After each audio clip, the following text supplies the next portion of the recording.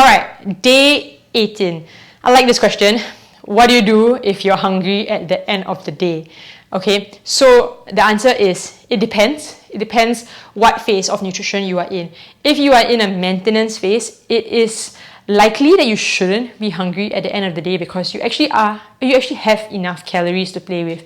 What that likely tells me is that your food choices weren't great, right? You weren't really, filling yourself with, satiating foods, be it high protein, low calorie voluminous foods, things like, fruits and vegetables, right? But instead, maybe you were opting for a bit more like hyper palatable foods that are, containing much more calories in them.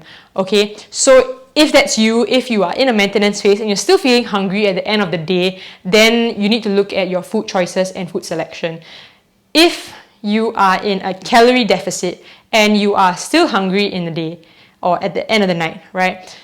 Here's what you need to realize is that, if you're in a diet, if you are restricting calories, right, you're going to be hungry, right? Hunger is your body's, natural sort of inclination, right? And it's your body's way of trying to maintain homeostasis, which is it's trying to fight against the, reduction in weight, right? Which is why, things like your hormones like leptin and ghrelin like will change, right? But, understand that, hunger is part and parcel of being in a diet. Of course, there are going to be ways that we can, manage this, right? And I'm going to cover that in the next video. But ultimately, the takeaway is this: if you are in a calorie deficit, you are going to be hungry. That hunger likely shouldn't be, you shouldn't be like on your knees and not able to do anything. So it shouldn't be a 10 out of a 10.